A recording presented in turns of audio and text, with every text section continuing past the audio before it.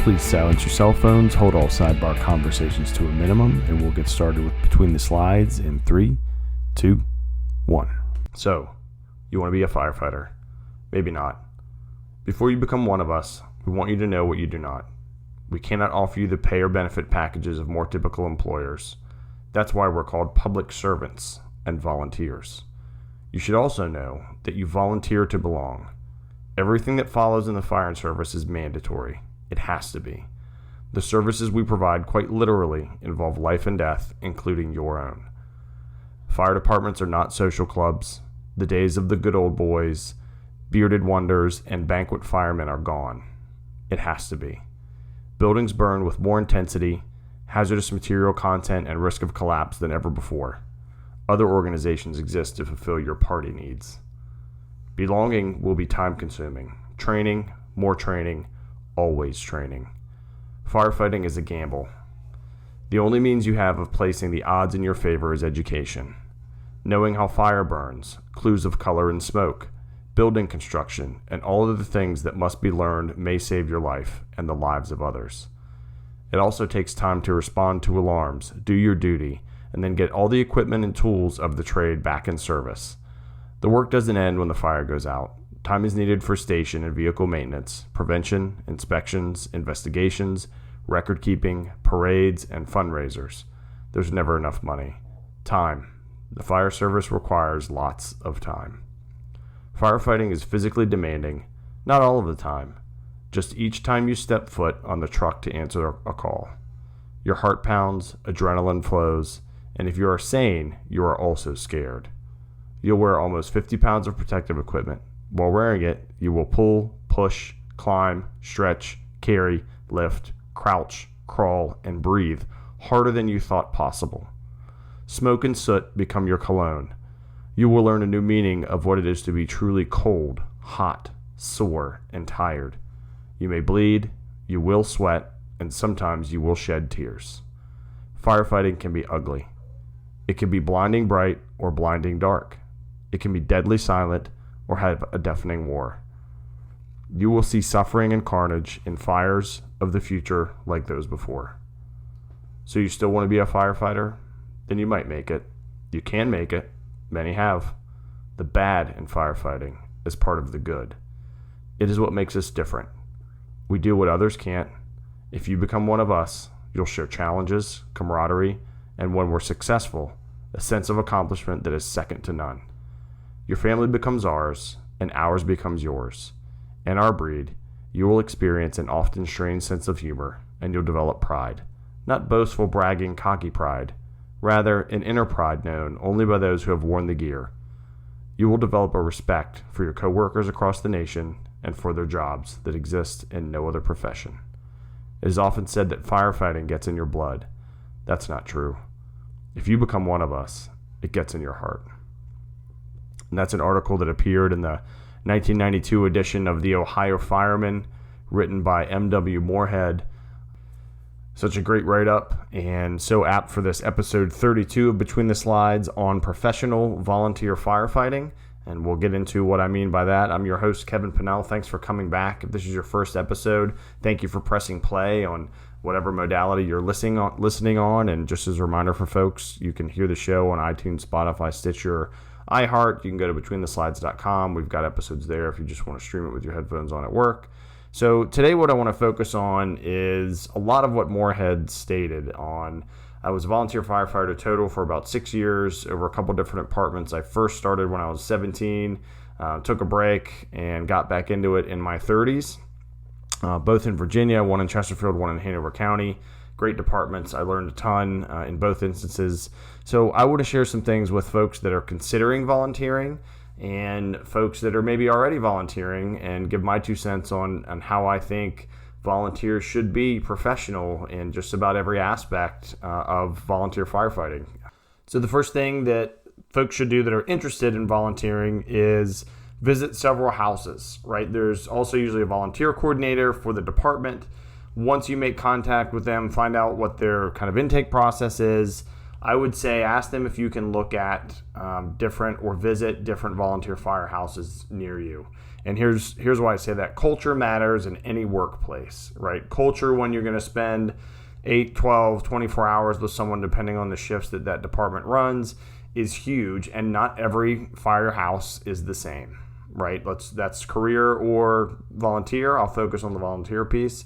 There's variability in what folks do in one house that's, a few miles from the other one in the same county, and so you need to go see who you are a good fit with. And if you're volunteering in a pure volunteer area, then you're going to see how you mix with those folks. Do you get along with the folks in a combination department? That's a department that has career and volunteer staff. But go hang out, do a ride along, right? Most volunteer departments, or most departments in general, have ride alongs. See how they treat you, see how they talk to you, see how their culture is, how do they hold themselves to the different standards, and just see how you might fit in. Another factor with visiting different houses is proximity matters, right? If you have to drive a half an hour to get to the firehouse that you want to volunteer at, that there's a likely chance that may reduce your instances of actually standing duty or running calls or doing something like that. So, proximity matters. I think of where the firehouse is. I was fortunate to live close to both of the places that I volunteered. So I was pretty active in both of them. And I mentioned kind of the onboarding or intake system. So get to know what that is. What are the requirements that you need? What's the paperwork you have to fill out? You have to get a physical background check, all that. Just be familiar with the process, and it'll make your life a lot easier. That's another thing you can kind of judge when you go to the different firehouses, is how squared away is the leadership at that firehouse in what their organization's intake process is, right? So if you can't find someone that knows what it is, or they have outdated forms, then that's kind of a sign. Maybe, check with that volunteer coordinator and get squared away. But just in general, you want to be part of an organization that holds every part of their standards, from bringing new people in and making them feel welcome, to making sure they have the information they need, to having the paperwork you need, to guiding you through that process before you even think about touching turnout gear, the gear you're going to wear, or getting on a shift or anything like that. So you're going to spend your time there, and you're not getting paid to do it. So make sure that it's going to be valuable time for you and that organization. So the first thing I would say is visit several houses, see where a fit is for you, and consider, whether you're really going to commit to this, because, being half in and half out is not a way to be a volunteer firefighter. The second thing I think is critical, and in some places you have to, is complete the required or suggested training. And when I say required, there's some departments, depending on what state you're in. I'm in the state of Virginia, so there's different standards. Some departments require, before you can be a full firefighter, that you complete some of the same or the exact same training in kind of a different environment a bit, because you're not necessarily in an academy like a career, from the standpoint of you go there every day, but you're in academies in Hanover in particular, and actually Chesterfield that I went through when I was younger.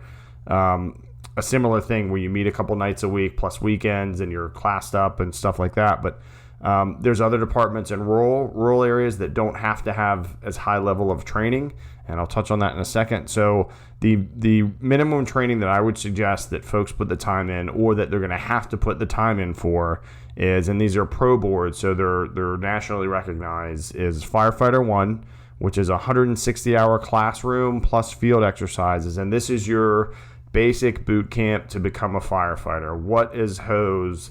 How do you roll it? How do I put this gear on? What's an SCBA that helps me breathe? You learn the basics, how to swing an axe, everything.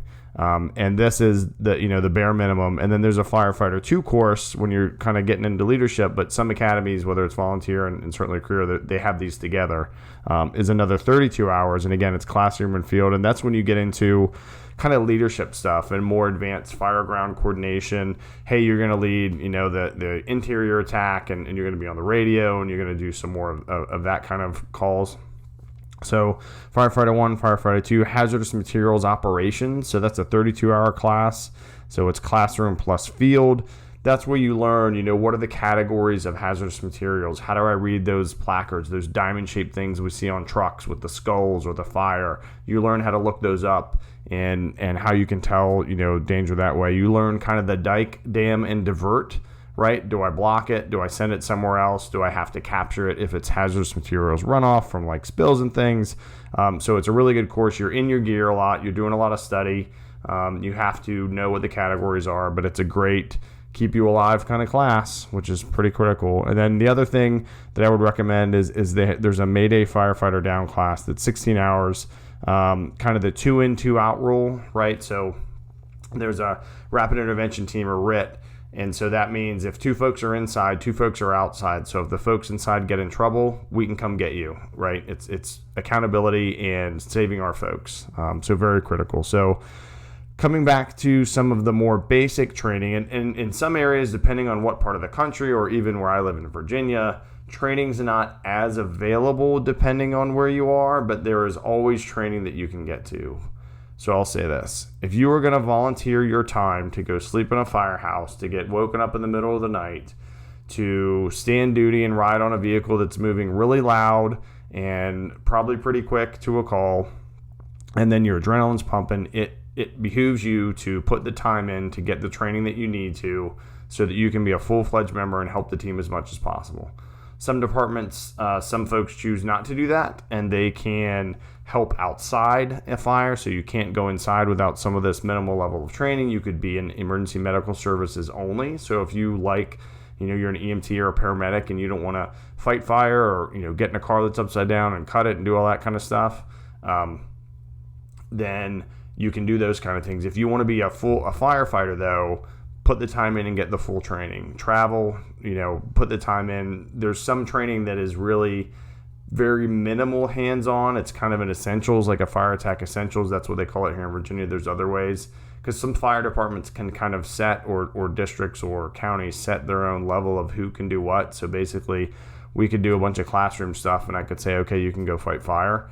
Not the safest way to do things. That's Kevin Pinnell's personal opinion, my 2 cents, right? So let's make that clear. But if you've put in 160 plus 57 plus 32 plus 16 hours to train on how to put your gear on safely, how to take it off, what if something goes bad? Oh, this is what it's like to be really hot. Oh, I'm tired. What's that placard mean? So I don't, breathe it in, and you know how to rescue yourself using, rope or whatever, web gear, pulling people. That sounds like a much safer alternative than just doing some slides and maybe putting the hose on a big pile of stuff and then, going in a building once. So I would say, if you're going to volunteer, complete the highest level of training that you can. Put the time in. It's a lot, right? It's especially for folks that work. After work, you're going to go for a couple hours a night, a couple days a week, plus all day on Saturdays, for a good chunk of time. But one, you'll bond, you'll get to know the department, you'll get those life-saving skills for yourself, your fellow firefighters, and for the public. And so definitely put that in. So that's probably pretty clear. So first, shop around, pick your firehouse, and then do the training that you need to do at the highest level that you can. The third thing I've touched on in previous episodes, just about fitness, and I did this a lot, particularly when I was a firefighter, but now the past 2-3 years, kind of getting back into shape, is exercise for the job. You're going to be wearing just, I think it's more than 50 pounds these days, but you're going to wear turnout gear that has thermal layers plus moisture layers, so it's going to keep the heat in your body. Then you're going to put a pack on. Then you're going to carry a hose pack or high-rise pack. Then you're going to carry tools, and you're going to have to carry somebody else or throw a ladder. Or there's tons of physical work that you're going to have to do, bending and twisting and pushing and pressing and breathing, right? So breathing with all that stuff on, breathing with a mask, particularly maybe it gets low in air and it starts sucking to your face. If you're out of shape, you are not going to do well. So how do we prepare for that? So if you don't have all your gear yet, if you're still doing your training, strength is good, right? Fortunately now in 2019, functional fitness is pretty popular in fire departments, particularly career ones. Some volunteer folks, right, are into it. They're into fitness. They're used to functional, meaning I do exercises like kettlebells, or even if I do bench press, immediately I get up and I do air squats. I do something else. Not the old school chest and tries, back and bries. I just lift, I'm just power, and then 10 minutes into it, I can't breathe, right? That's a problem. So you're the person that we're going to want to, force a door because you're strong. But when it comes to long term, because again, and going back to, so you want to be a firefighter, one of the lines in there, it's not done when the fire's out, or it's not done right when we get the patient out of the car, or not just fires, but there's cleanup to be done, and you don't just put all your stuff back dirty, and you have to wash yourself off, and overhaul after an actual fire is exhausting. So say you were the crew that put the fire out, you get a bit of a break when another crew relieves you, and then you're going to do more overhaul to help, or however that works out. So you're pulling soaking wet insulation, wood, drywall, you're moving whatever stuff. Think about your house and now douse it with a fire hose after it's been lit on fire. So it's also not super healthy, right? So you might still be all masked up depending on what phase of the overhaul you're doing and looking for, fire still, or if you're just getting stuff out of the house. And now it weighs however many times as much, and it's more dangerous. And now you're going to have to sit there and pull it out with hooks and shovels and whatever else. So if you're not in shape, if you don't have cardio, if your muscles aren't used to doing a lot of, flexion and extension and contraction, all that jazz many times, then that's going to be a problem. So functional stuff like CrossFit is a good example, right? It's functional fitness. You do movements where there's some heavy weight, and then you do body weight, and then you do a run, and you got to mix it up a lot. You have to have gas in the tank to both last longer when you're breathing on the bottle, to last longer on scene. Because again, if you're not pulling your weight, then you're a detriment to your team. And just because you're not getting paid to do it doesn't mean that your standard shouldn't be at or higher than someone that is.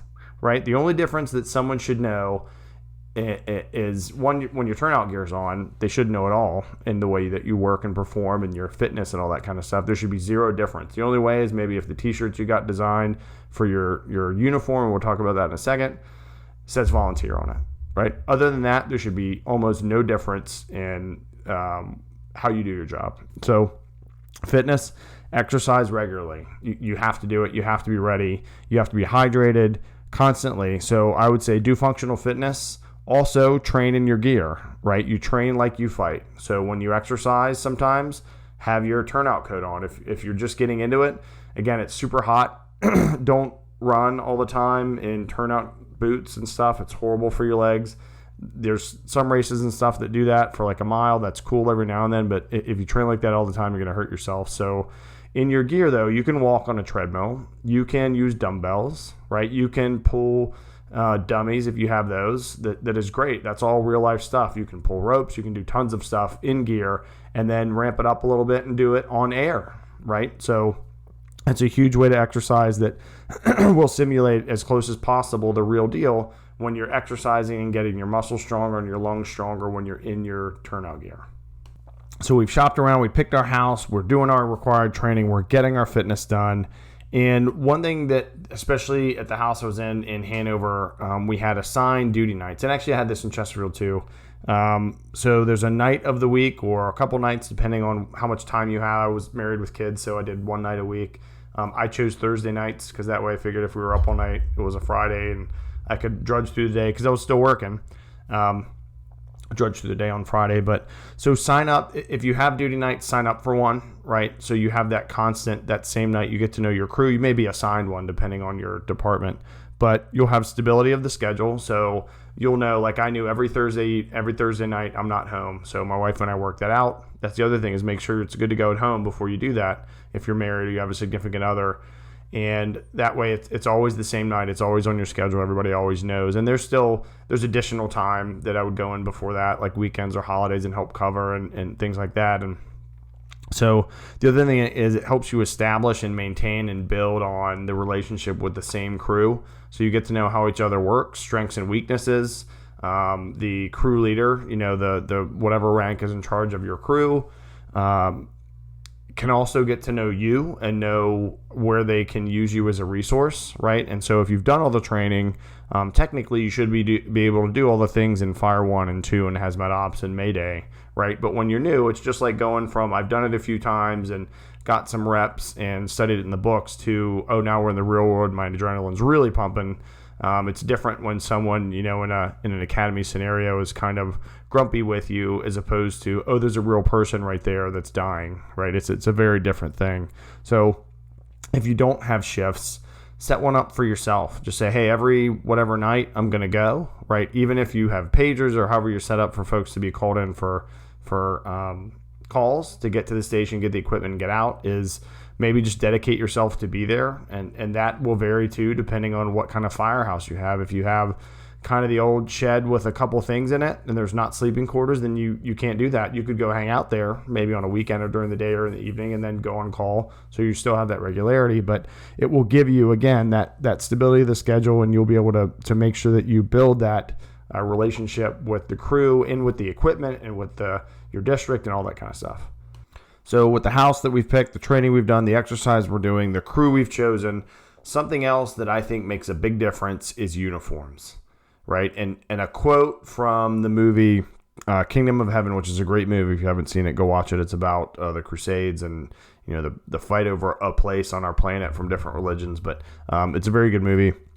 But a great quote that I think has to do with appearance is in this, there's a bishop or some religious leader, because the lead guy had knighted all these people that were common folk, and this guy's outraged, and he says, does making a man a knight make him a better fighter?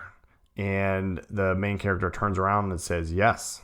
So that is very similar, the same to me. If you have a uniform with typically a fire department duty t-shirt is like blue, right? It's a dark blue shirt with the Maltese cross on the left breast or some other symbol, something on the back. Blue duty pants, blue or a black zip-up boots, leather boots, and a black belt.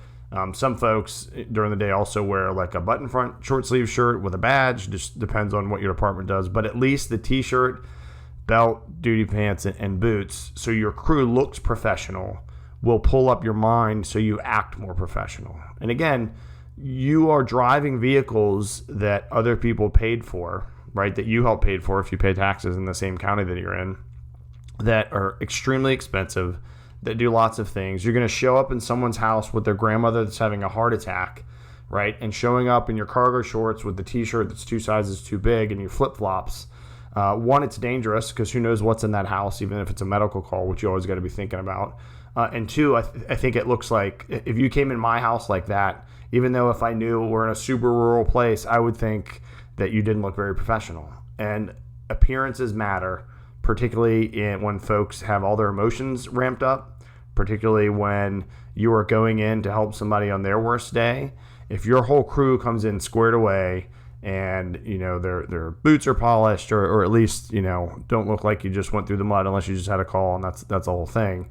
But you've got your shirt, your belt, your pants, your boots, and you're all the same, and they're all from the same station or district or whatever.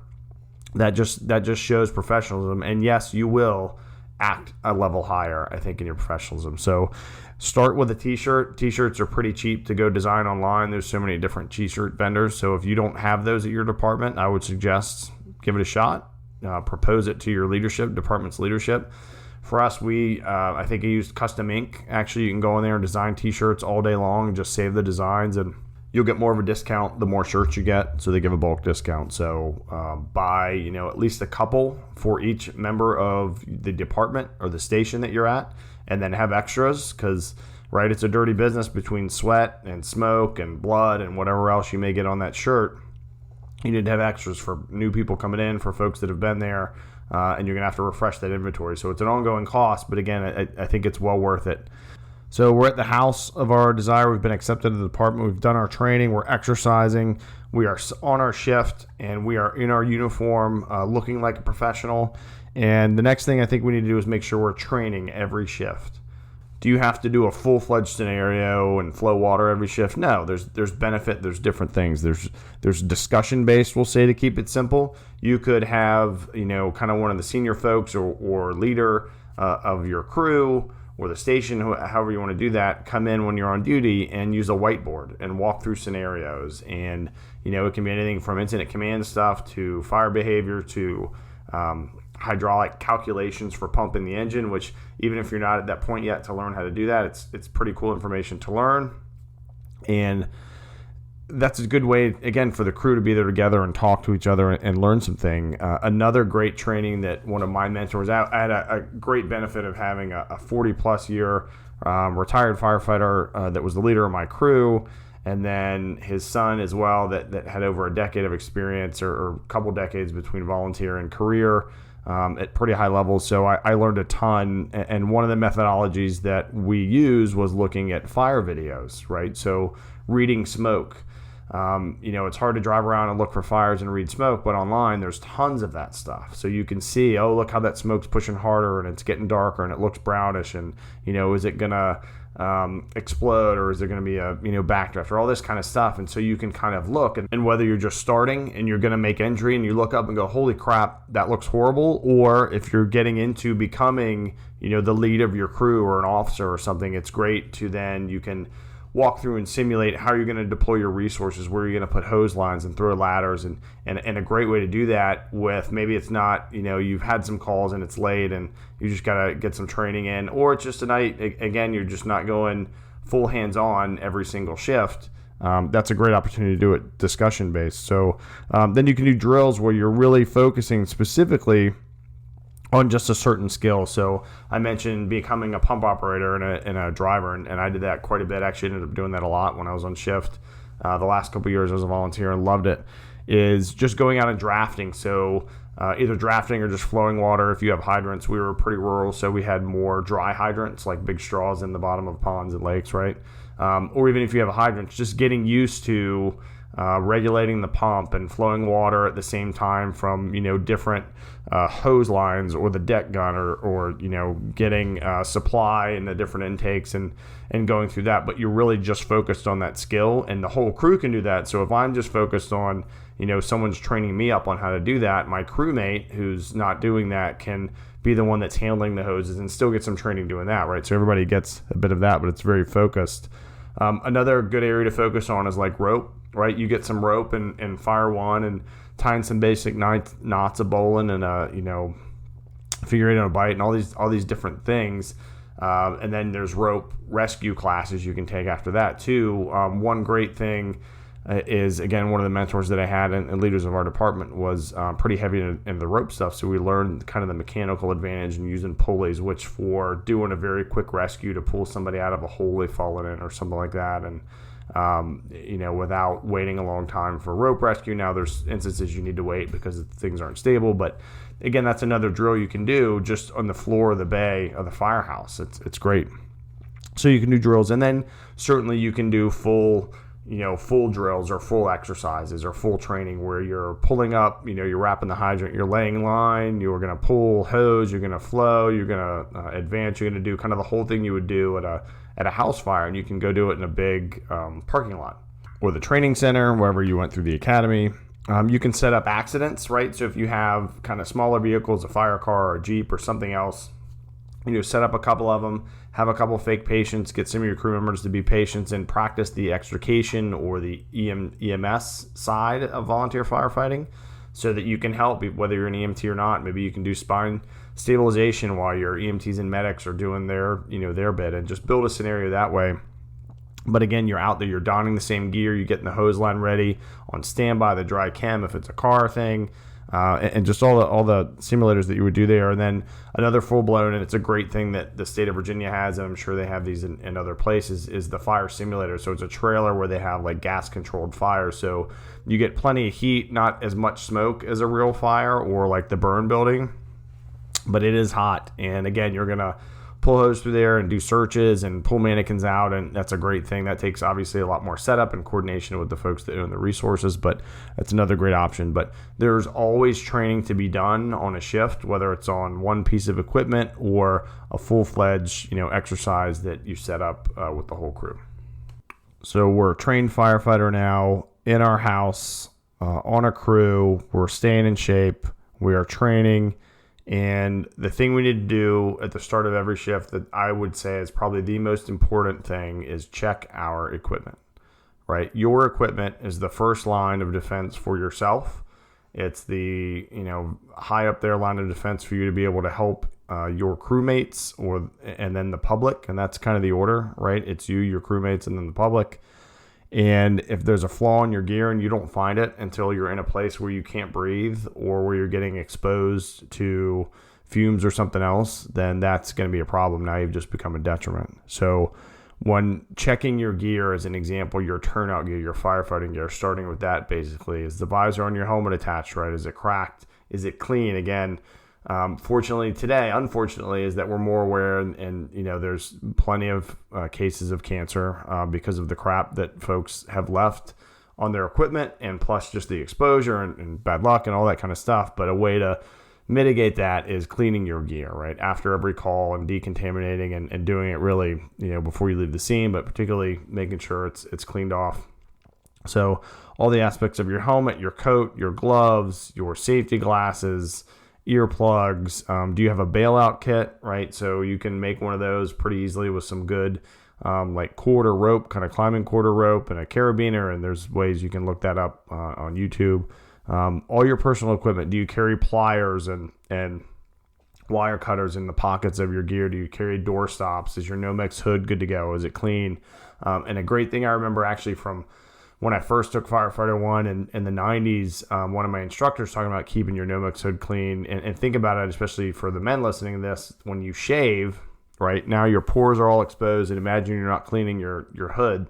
Your hood goes over your face. It's always on there. Just think about that. So make sure your gear is functional and that it is ready to go every single shift. And with that, also checking the gear in each compartment of every vehicle in the station.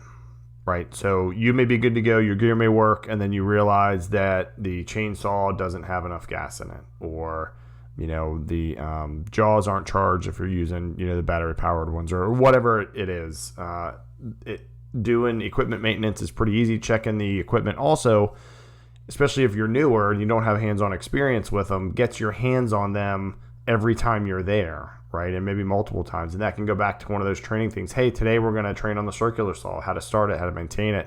What if it's not working, right? Every aspect of it, because stuff stops working when you're on actual calls too, not just in the station. And that's critical. So to just kind of summarize this, and I hope this has been helpful for prospective volunteers, for any volunteers that are listening to this that are already kind of in the game, that, if you're doing this already, thank you for being that example out there. And if not, maybe, consider this and consider how you can maybe kind of up your game. And I was fortunate to learn a lot of these lessons from folks that set the example for me by holding their standard high and holding our standards high. So if you're interested in volunteering or you're already in the game, please consider choose your house wisely, right? It's where you're going to spend time, and you're going to spend it when you're fresh, then when you're tired, when you're emotional from whatever call you've gone on, when you're dirty, and just, it makes a big difference of who you spend your time with. Do the training, do the highest level of training that you should, that you have to put the time in to go through the academy. It's well worth it. Exercise for the job, exercise regularly, not just when you're at the station, but every day. Sign up or create your own shift. If you don't have regular shifts at your station, just, put it on your schedule and do that regularly. Wear a uniform. If you don't already have uniforms for your department, consider putting in to get t-shirts made at least. And then, there's grant money out there to support fire departments, career or volunteer, that can pay for a lot of these uniform items. And again, it will up your game. Train every shift. Either talking about it, doing one particular skill, or going all the way and doing a full-blown kind of exercise for you and your crew. And then also check your gear, right? So you're going to check your gear, your personal equipment, and you're going to check all the equipment in every compartment of the vehicles. Now, with that last one, if a shift did it and they said, oh, we got it, trust but verify is a good thing, right? Yep, I know you checked it, but I'm going to make sure that I'm aware where it is and that I know it works. So thank you to everybody out there that has ever and that is considering signing up to, for free, go spend time in a place that smells like rubber and diesel fuel, which once you have fought fire, whether you're paid or not, and I'll just speak to the volunteer piece of it, that smell, that when you walk in the bay smell, never leaves. That's the part where it gets in your heart, and you do miss that. But thank you all very much to anyone that's still out there doing it. Stay safe, and that's whether you're getting paid for it or not. To the folks that are volunteering, it is well worth it. If you do it for a year, you do it for 30 years, whatever it is, you will enjoy it. There will be hard times. You will see some horrible things. You will be terrified. You will be rejoice and just great work that you do. So thank you very much. Thanks for listening to the show. I mentioned where we're found. The easiest place is just betweenthe-slides.com. Then from there, I'm linked out to social media and iTunes and all that kind of stuff. But I appreciate you stopping by. I appreciate you listening to this, and I appreciate all of you for what you're doing every day. Godspeed.